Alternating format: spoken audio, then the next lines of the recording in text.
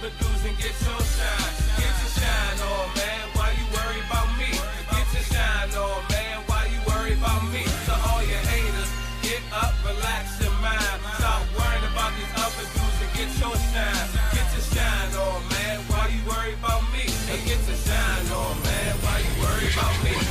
Yo, what up? This your boy Teddy B, and I'm back with another Get Your Shine On podcast. And today, I got my brother from another mother with me.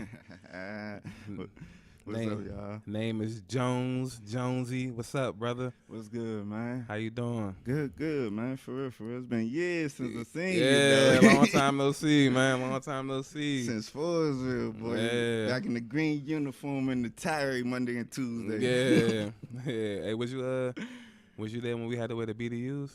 No. I remember that was before I came because y'all had just stopped the uniform program. Yeah. Because y'all had, we used to wear regular clothes, and the only people who had to wear was all TC for real. Yeah, boy, I used to like the BDUs, bro. I used to like that. But anyways, though, you know, he here today. We're gonna discuss a few topics. We're gonna touch on the mental health, regular health, and then we're gonna dive into wealth. So first and foremost, we're gonna start with the mental health. Hey, you know it. As a matter of fact, I already got a question on the live about it, talking about that joint. Oh yeah, what's going on with the live? Man, I see a couple questions, so I'm gonna just go ahead and start it into it. Today I'm bringing forth mental health and wealth, honestly, Cool. because I feel like it's just the importance right now in this time and day, honestly, because if you are a veteran or you've been living in a rough situation, you know, living in poverty, we deal with conflict almost every day, all day. We deal with it with friends, family, even strangers. You know, mental health is just being aware and conscious of your actions and choices. You know, health, you know, being aware, being proactive to improving your health and your eating habits. And last but not least, wealth, you know, learning to sustain and obtain finances, and actually learning that wealth doesn't really apply just to you. It applies to the next generation. That's why we asked out, because our folks didn't, you know, remember to put savings away, get a trust fund, you know, invest or do little small things. And now I feel like we're slipping into the same exact trap, Man, and it's not something easy to see, because the only reason I see it is because my mother, she worked 30 years at Amtrak, so luckily she had one consistent job. Right. But if it wasn't for that, we struggled. I remember days coming in the house, no food to eat, Facts. you know, water Facts. the only thing in the refrigerator. Facts. You know, I'm just upset, boy. Yeah, facts. You And know. nowadays it's even harder to keep one job for 30. And now it's not even, it's more than 30 years. You have to work till you damn near 70 or something like that. The retirement age now has been moved from 60 to 65. You know, my mother's outside of that now. She's 62. Right. So, you know, she got to wait before she can file Social Security. I'm like, damn, like they really jamming us. Yeah, like that's an age where I feel like, why? Because we won't make it. See, Exactly. See, Exactly. I'm glad you said that. And that's the thing. Like, we have to realize the game, the setup is not for us. It's for the fact that we won't make it. Right. I was 18 and I didn't think I would see 21. When I made it to Facts. 21, I cried because there's people I know that I've lost that never got to see that age. Not didn't even even close get to to see it. 18. Right. You know, so for me to be 25, 27 years old and be here, I'm just like, damn, like, you know, I didn't plan for this. Yeah. That's facts though, because then it's like we do this thing where it's like we live for today, and now, like you said, when I was 21, I was thinking like, all right, well, I might not be here tomorrow, so I'm just gonna live today. And now I'm sitting here about to turn 30. Whew. Yeah, and now I'm like, Nice. Yo, I should have did this a little different. You know what I'm saying? And that's the thing. It's just being. We wasn't. I'm gonna say this correctly. Okay. We couldn't be taught something because it wasn't effectively taught to the generation before. If you talk to your parents, if you actually have a conversation with your parents, they'll tell you, you know, I didn't have my mother and father talking to me. Most of the time they came in the house, they was watching their siblings.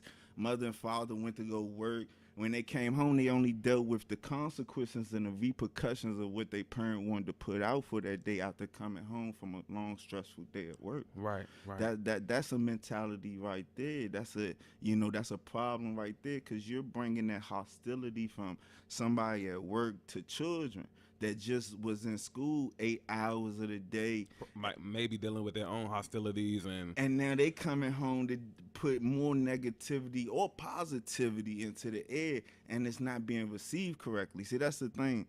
The mental health aspect, in our community is these couple topics.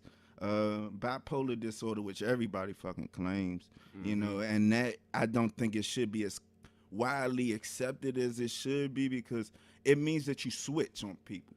Right. And that's cool, if you have to get yourself together, that's cool. But the problem it causes is that if you tell somebody and you're not sure you actually have this illness, now that person looks at you weird.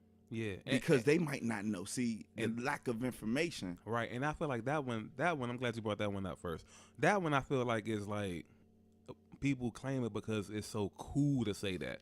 Because it's all over the place. Like when you turn on TV, I'm bipolar, you know what I'm saying? So, I mean, and like you said, that's nothing to be like braggadocious about. I like that word, braggadocious. Yeah, you know what I mean? It's really not. Even me, I have PTSD. I have severe anxiety disorder, and I have a major depression. Okay. So for me, constantly, I'm staying in turmoil. My brain is constantly trying to differentiate between reality and what I have in my mental, what I perceive or what somebody makes me perceive through their actions and choices. Awesome. And that's all it is. It's the mental awareness of being aware that somebody might be dealing with something just as bad as you. So have the common respect to say, hey, let me slow down.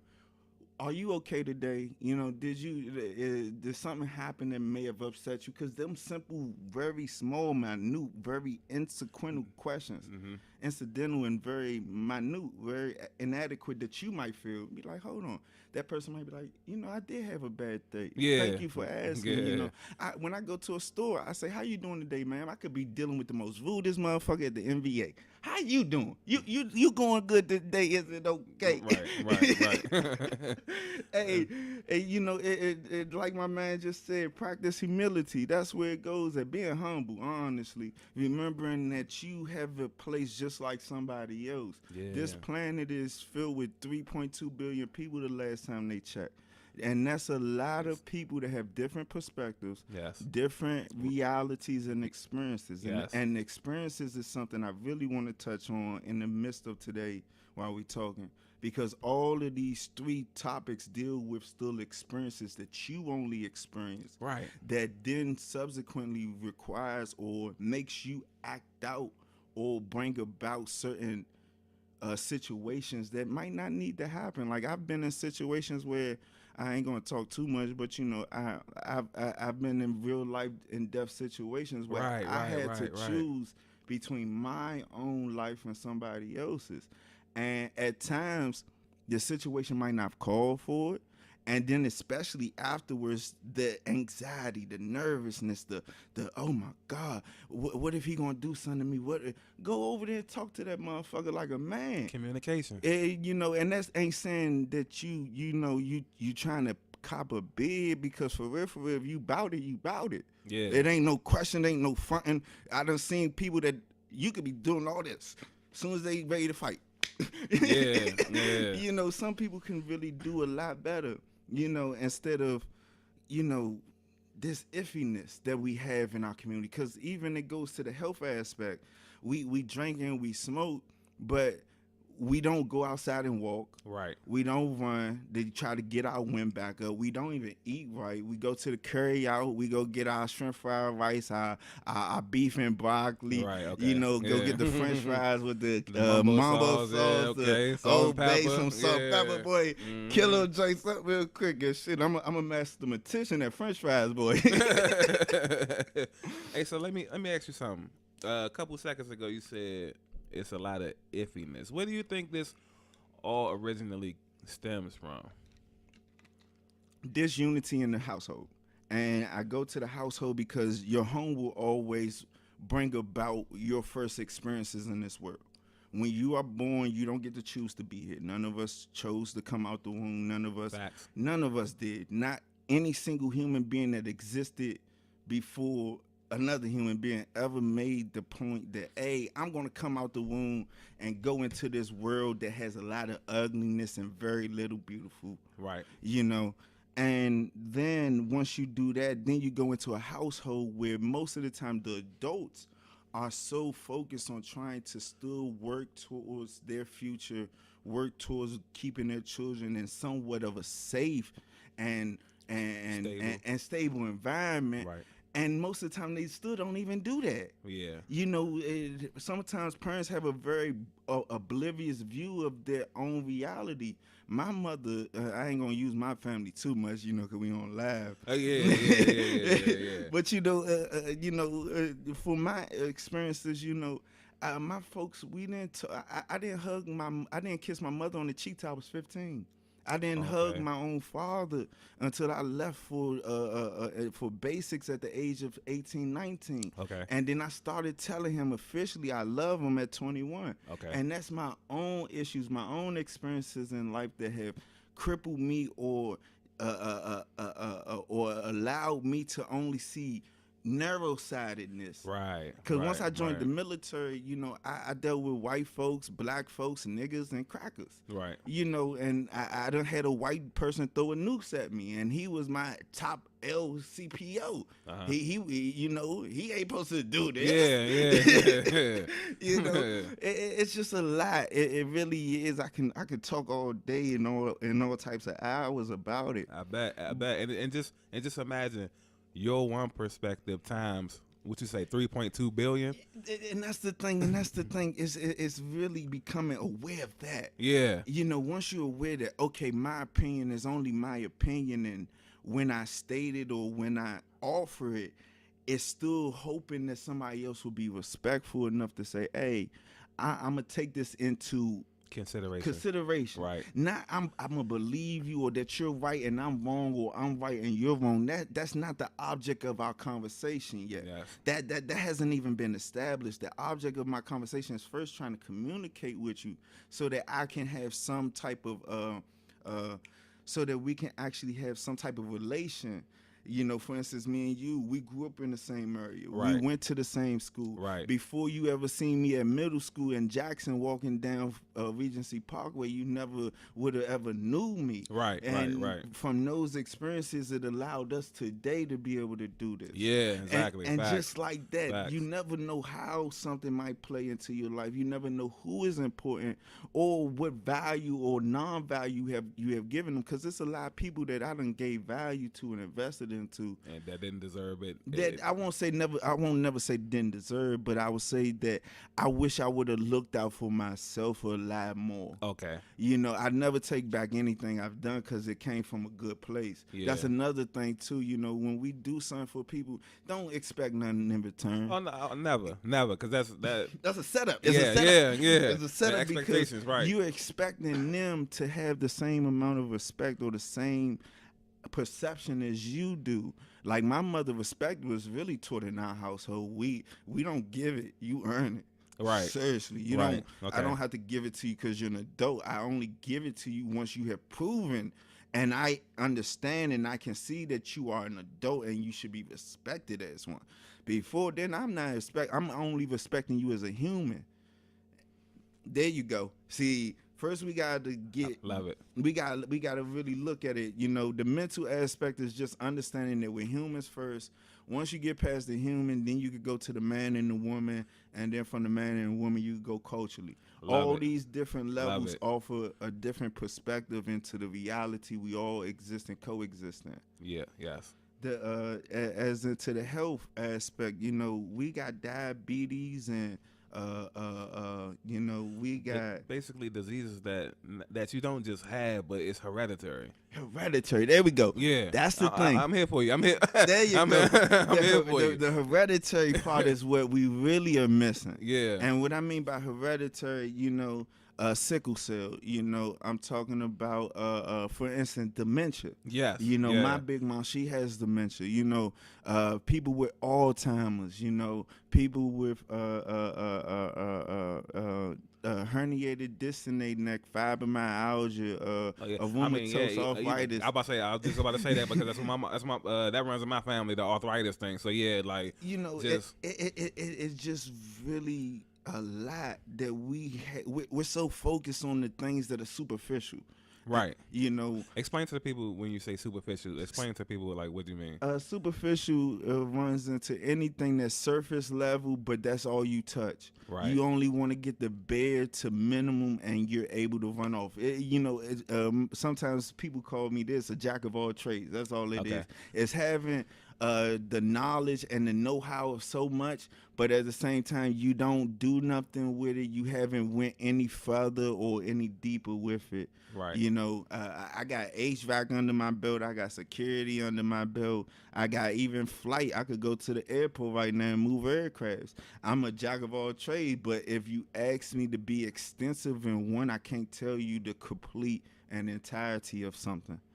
You know, and that's the aspect of superficial. Jack of all trades versus the master of one. Yeah, basically. And being the master of one can benefit a lot better than jack of all trades, because when you master one, it allows others to have their own openness to their subject. You know, for instance, I deal with HVAC. I could find somebody that's an electrician. If I become a master at HVAC and he's a master electrician, we can connect. We're never going to be like, oh, I know a little bit more than you do. Facts. There you go. That's where the iffiness and the back and forwardness go, the superficial. Yeah. You know, going back into, for instance, TV, you know, the brain box. I don't watch the brain box, but I like the brain box some days. Box. Hey. Television programming. Hey, for real, because you got to look at it like that, man. It's nothing but a brain box. You sit in front of it, your senses get dulled, you know, your brain isn't thinking for itself no more, your eyes are glued to it. You're completely open. Your ears are taking in the sound, your body's at a state of motion. I mean, rest. I mean, a state of rest. You know, it's a lot of things. You know, that's why, you know, sometimes I believe marijuana, honestly, is a good thing, honestly, because, you know, it helps slow down our brain. Right. You know, if you got PTSD or you have issues where you can't sometimes get a hold of your thoughts. You know, if you ever be thinking and you lose a thought, you might need weed. That's the basics of my assessment with that. Okay. I want to ask you something, because I feel like this might help a lot of people out. So when you was talking earlier about the PTSD, I want you to first explain what that is, and then secondly, I want you to explain like how it's more normal than people might think. Because I feel like people would think they feel ashamed.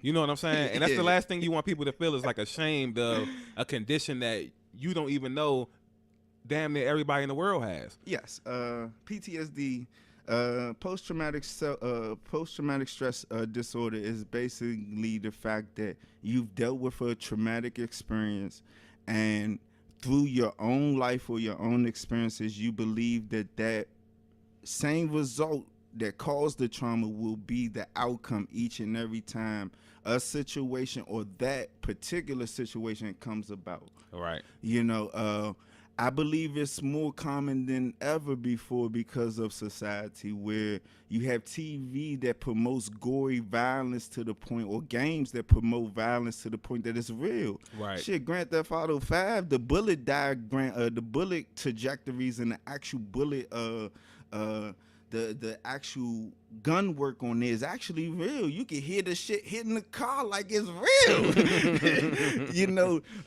you can go out into the neighborhood and go play basketball and see somebody get shot and never know how to ever respond to that situation ever again. Yeah. Because every time you go to the basketball court, you see a bunch of people that you can't control. You don't know what they're doing, and you haven't talked to them to be able to make yourself feel safe. Right.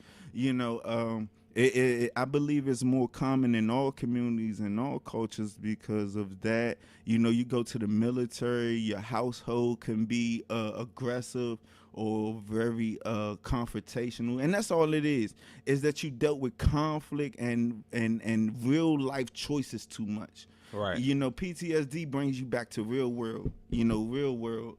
You know, and when I say real world, there's three things that are for sure on this earth. One, you're gonna die. We're Right. all born and we all gonna die. It's a cycle.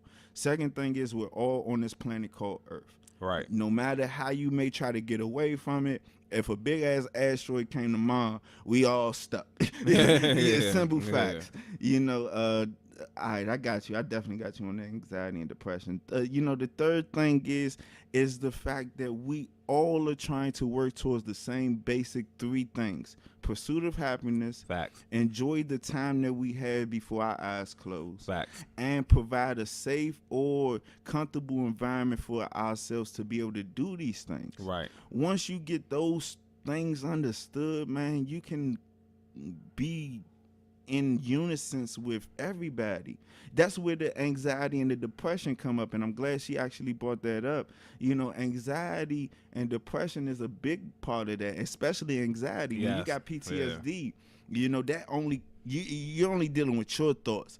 The anxiety is the feeling of your nerves moving while you're inside your body. You know, the sometimes your hand get to shaking or your thoughts be shaky and iffy. You know, it's all just things you have to deal with and learn how to talk and overcome. You know, for instance, you know, in our area, DC, Maryland, Virginia, we're so close, family, friends. You know, we're in such a small area where everybody can almost touch each other, Right. without ever really knowing that they know or are associated with each other. So think about that.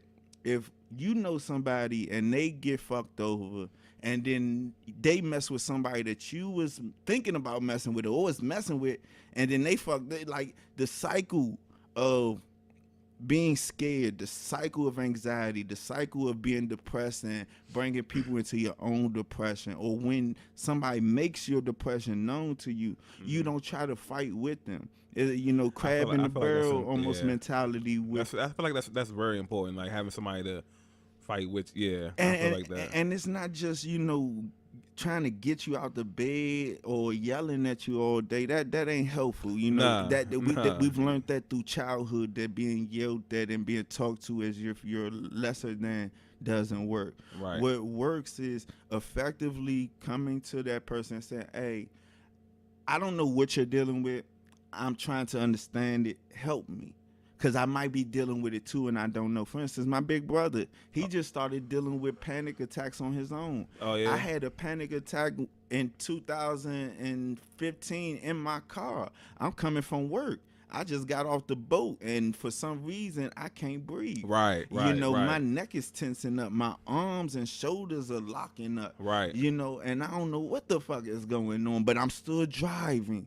I'm still trying to get to my destination. I done been driving back and forth from D.C. and Maryland, and by the grace of Yahweh, you know, I made it home between stretches of Williamsburg to fucking Newport News. It's like 30 minutes. If you ever been on that road going down I-45, you know what I'm talking about. There's a certain section between Williamsburg and Newport News that's a long stretch. I'll fall asleep. Oh, okay. And I don't know how I got, and that's a 20-minute stretch, my G. That's a 20-minute solid stretch. And there's been times I came up 95 and I couldn't remember. Right. And that's because my brain or my body is shutting down because it's dealing with too much. It's processing too much. That's why a lot of military people, you know, I believe, you know, we really are going to be the forefront of PTSD, anxiety, and depression, and sleep deprivation. You know, it was times that I worked on the flight there from 7 in the morning to 10 o'clock at night. I didn't come down to eat. I've been in 130 to 140 degree weather all day. You know, I got a Camelback on my back, which is a water container that contains up to 2.5 liters of water. You know, and I've been drinking that all day, and I ain't go piss. That's how hot it is. You know. Okay. You know, but just to get back to it, you know, the health aspect in our community, once again, smoking, drinking, unprotected sex. I wanted to touch on unprotected sex because of the fact that it's once my uncle told me this. Once you go raw, it ain't no going back. Yeah, you know, and that's something. I agree with him. I agree with you. Hey, facts though, man, facts. But no, for real, it's a problem because by that action alone, by that choice, that means that we're willing to allow another. We're creation. We create. Right. When we have sex, it's to procreate. You know, when you have unprotected sex, especially numerous times with a specific partner, you're opening yourself and that person up to having a child. Right. That you're not ready for. Okay. Simple. It's simple facts. Right. So once you realize that, you have to take a different responsibility on yourself, because one, you're fast forwarding your life faster than you actually are aware of. Sometimes a child is a blessing. I would never say a child isn't a blessing. Now the partner you might be with, that's different. Gift and a curse. It's a gift and a curse. You know, and that's still a fact. That still brings about the reality of your choices, that you wasn't all the way aware of what you was doing. Because if you can regret the partner, you can almost regret the choice. Yeah. Which in fact will make you regret the child. There you go. Yeah. So, you know, it's a lot of real concrete reality about our choices. For instance, if you go out here and you shoot somebody, you know, you can't come back from that. Right. So it's the same aspect of having a child. Once the child is here, if it wasn't for abortion, and if you believe in being pro-life, there isn't no abortion. So once again, your choices is concrete. You now have just unwillingly brought another human being into a situation what they didn't ask for. Understand that reality. Right. Anytime you have a child, you're bringing somebody in that didn't ask to be here. Right. So you have to give them the respect, and sometimes you have to inform them at not a young age, because some things they don't need to know this early, because you know you don't want to drain the life out of them. Yeah, you know? And that's another thing too. You don't want to topple them with too much information. You want to still give them enough that they can grasp the reality and be aware of certain things that when they get older, they will move differently, as long as you provide the resources and a safe environment. That's why I talk to people like I do, like my man, for instance. I'm gonna throw out some names since we on here. Okay. You know, Quan. You know, I definitely holler at him. I definitely talk to my man Shyne Wagner. We definitely always touch bases all the time.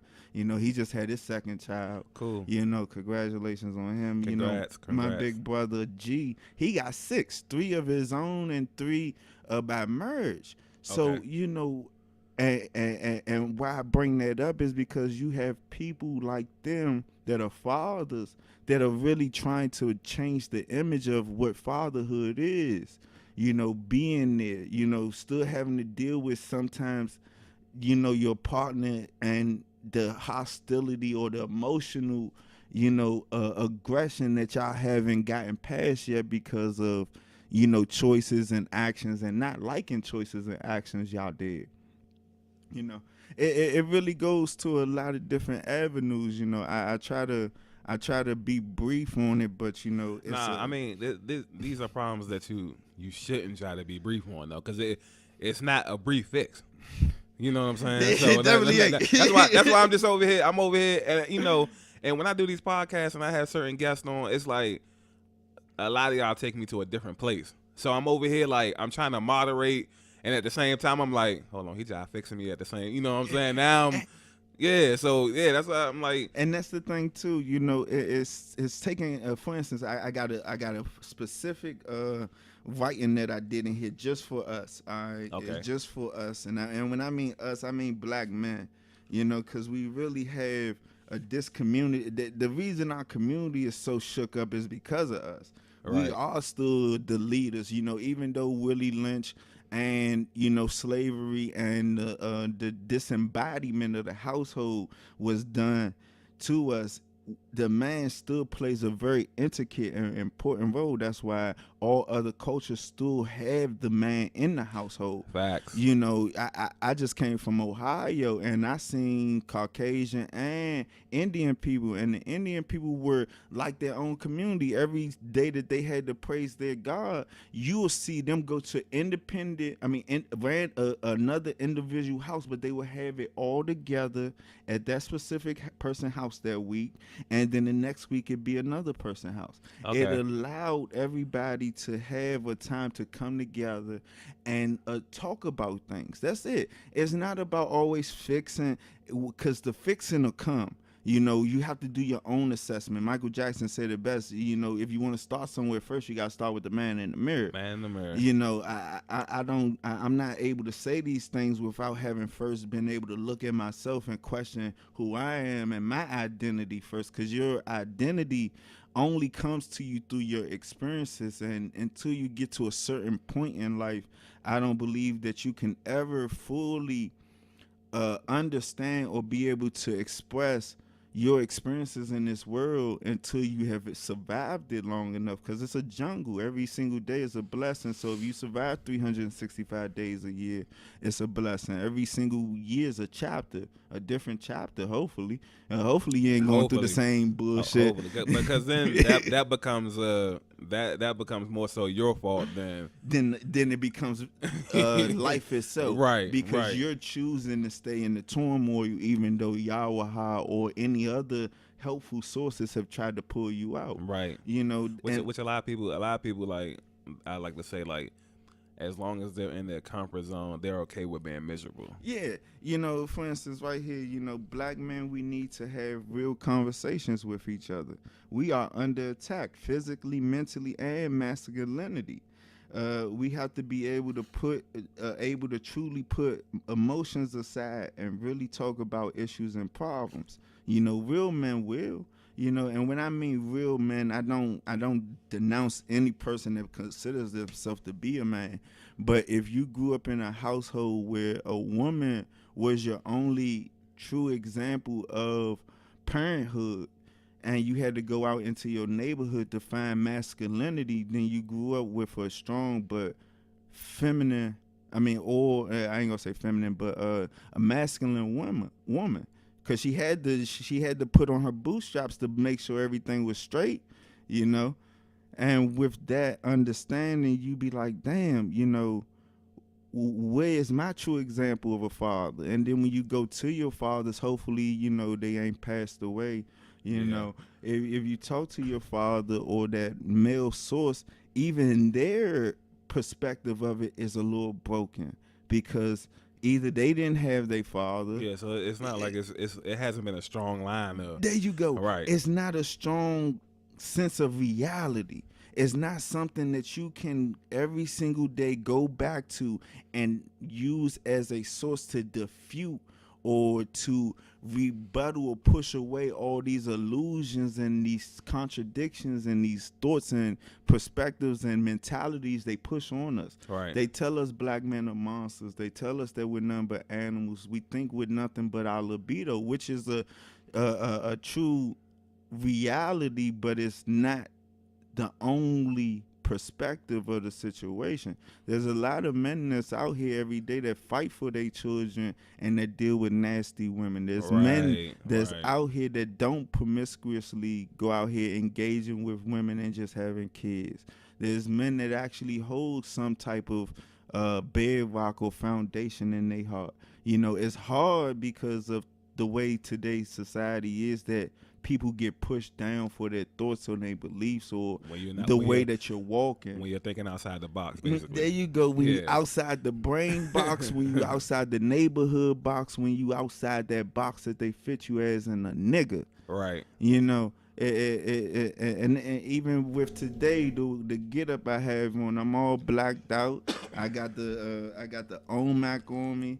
You know, it's Very sharp. yeah, Very sharp. trying to even the bed. You know, it's just a standing of saying, "Hey, I stand upright." Right. No matter what, I've confronted police officers.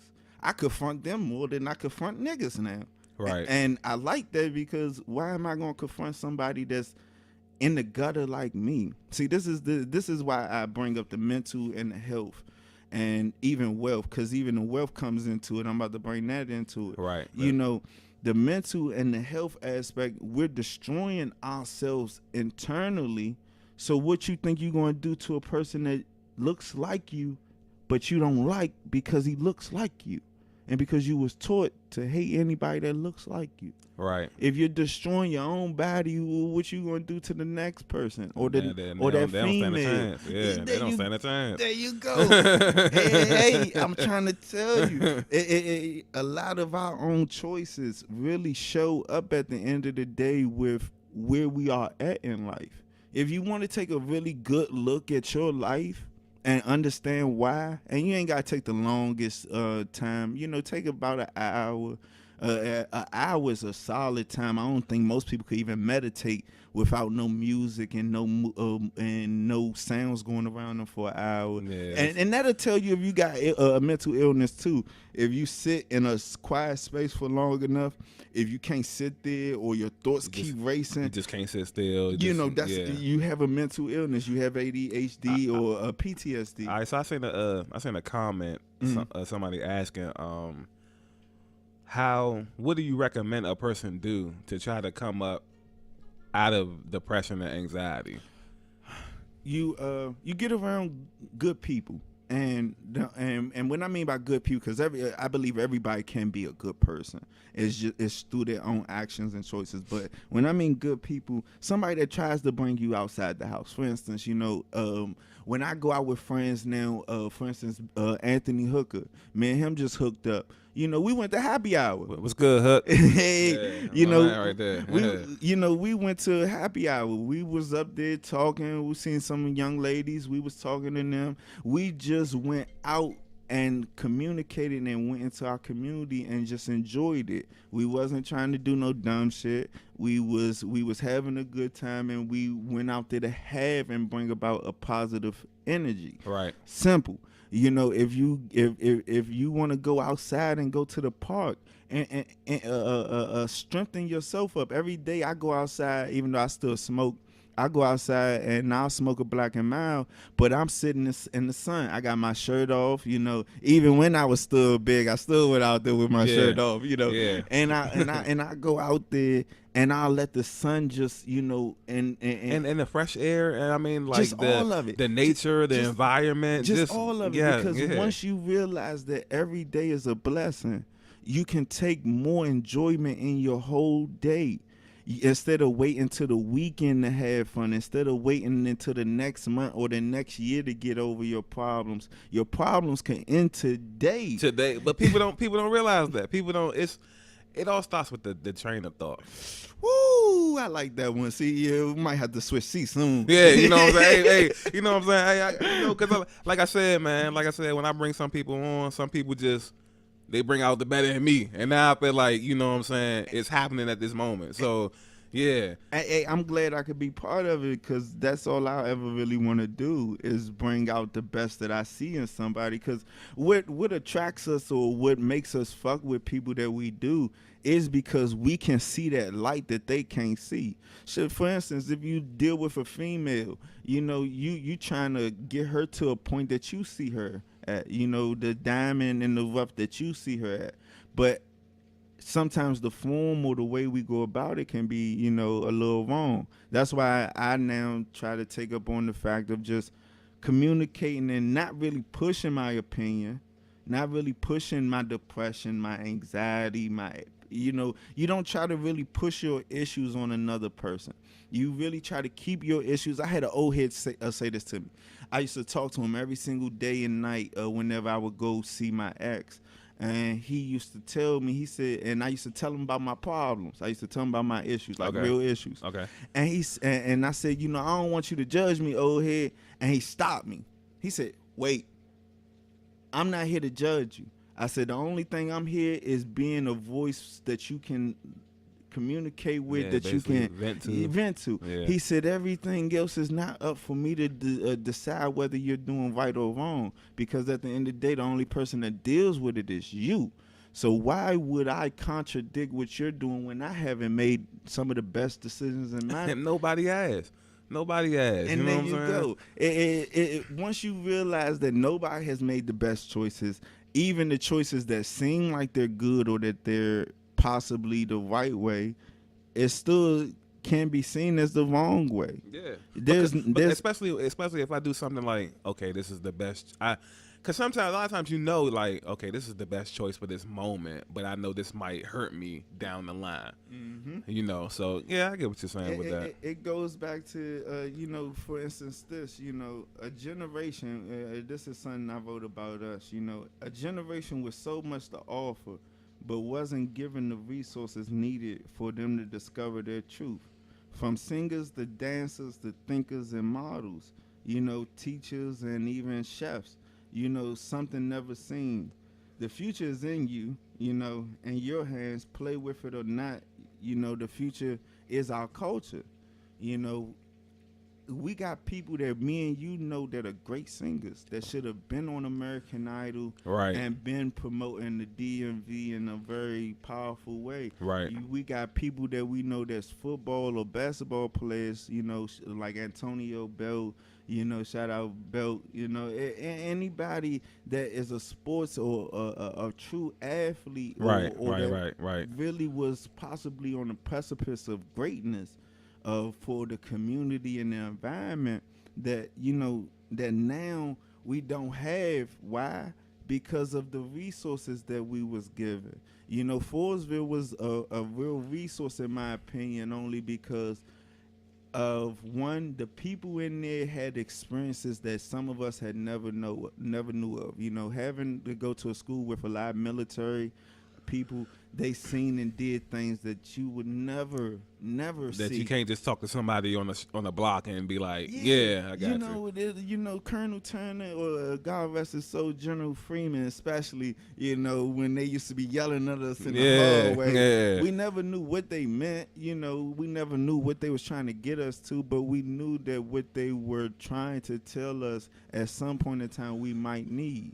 Yeah. And we took it, we ran with it, and I haven't met a person yet that truly understood that hasn't went back to Forestville and then say thank you. Right. Or show some type of gratitude. Yeah. Some type of gratitude that, damn, I didn't know what y'all was doing for me, but you saved me sometimes. Yeah. Because they could have expelled us. Like, I remember them telling me, I remember Mr. Langley, when I first walked back into Forestville, once I joined the Navy, he asked me one question only. He said, how in the fuck you passed the drug test?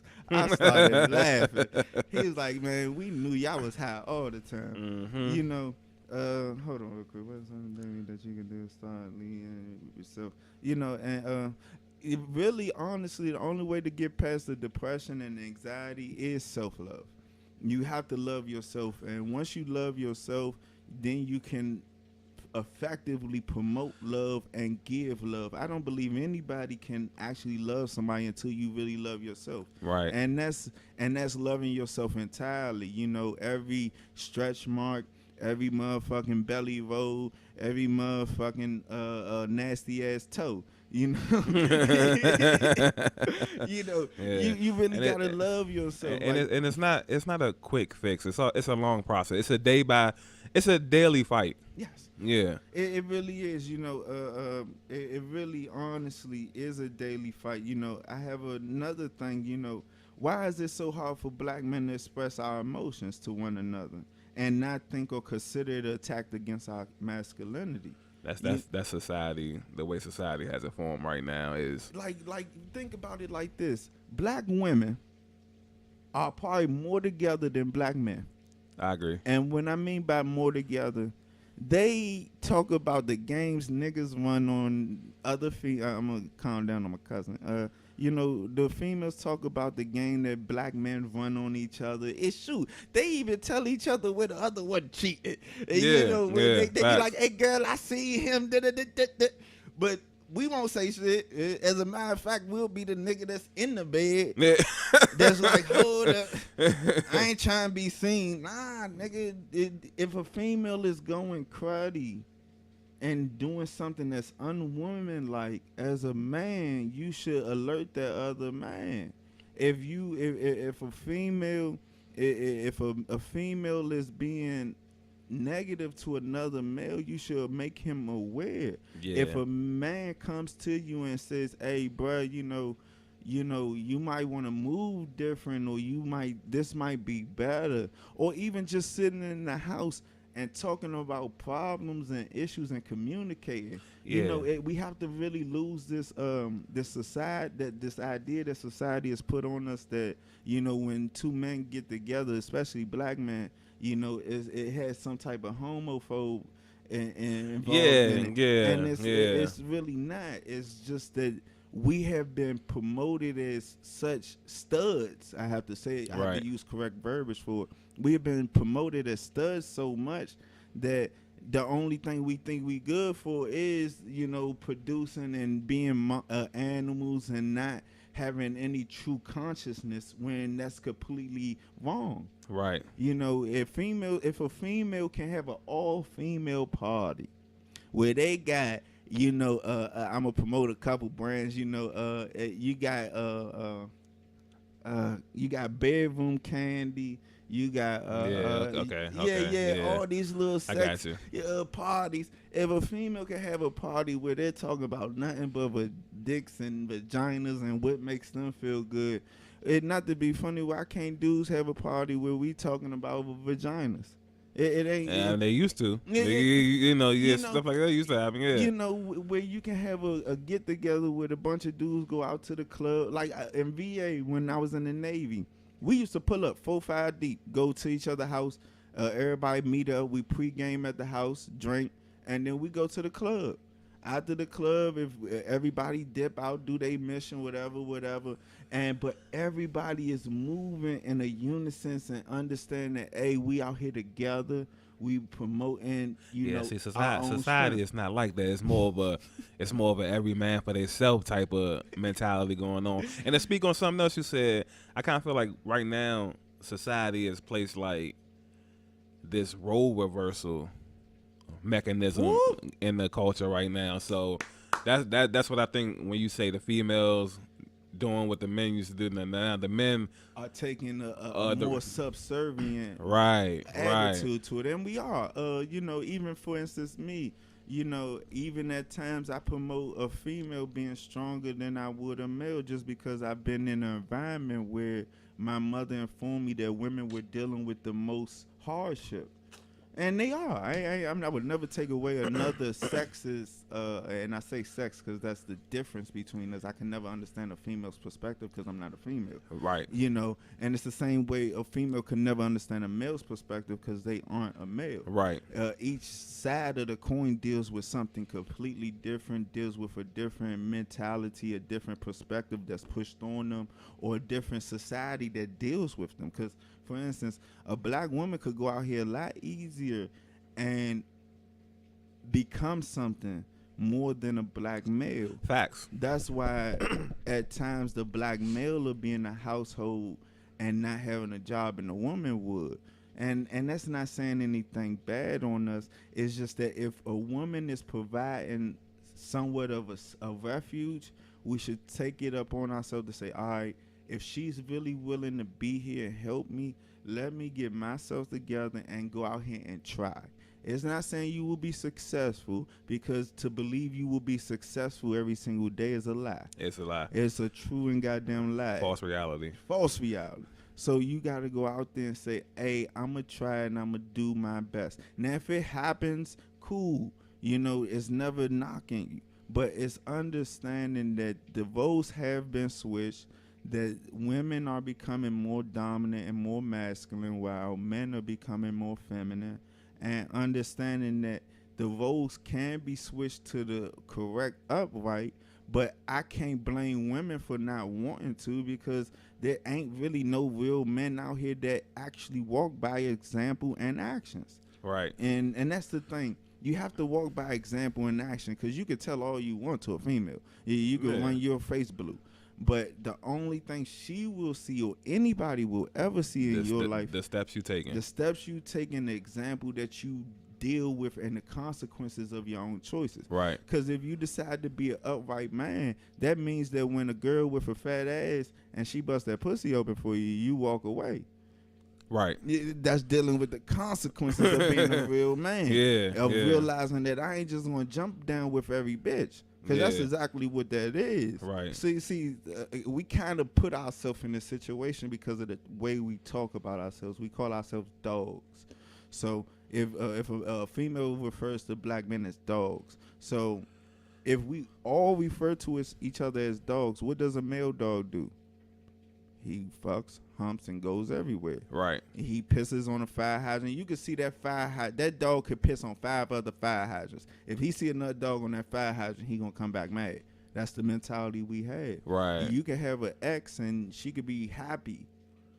You come back and you be mad. Why? Because that was your fire hydrant. You want your fire hydrant back. It's the same thing with a female. Females call themselves or are referred to as bitches. A female dog, and understand, there's a difference between a female dog and a bitch. A bitch is in heat. Right. There you go. Right. See, a person never refers to a dog that's a female as a bitch. They only refer to them as a bitch when they're in heat. Right. And when they just want to fuck. Understand the mentality that comes with us putting certain words and actions and doing certain things. Awesome. You know, it's a real deep mental and health and wealth thing, you know, and the wealth aspect. I'm going to touch on the wealth aspect because we've been touching this mental and health so much. The wealth aspect comes to understanding that wealth is not just a resource or commodity. It could be knowledge. It could be anything that you're passing down from one generation to another. For instance, this book I had, I'm gonna give this to my kids. It's an awesome book, by the way, y'all. It's an awesome book, by the way. You know, I got a couple books that I read called Brainwashed by Tom Burrell. That I think that's probably the biggest book that has helped me unlock the mental. I haven't broken the physical chains. I can't break the physical chains just yet because I need more help from the community. Right. But my mental chains, I've somewhat broken them and unlatched myself because I'm reading. They really hide things. If you want to hide things from black folks, you can put it in a book. Yeah. You really can, because we are not going to sit. Understand what it means to read. You have to sit, read, be quiet, and think. Process. Yeah. That's a lot of shit that we don't do. We don't process situations. We don't make good choices when we can't move around. We always got to move. We got to go to see somebody. We got to go do this. We got to go for the next lick. What next lick? Nigga, you only getting 1%. As a matter of fact, the exact percentage is 98% of the world's wealth is controlled by only a couple families.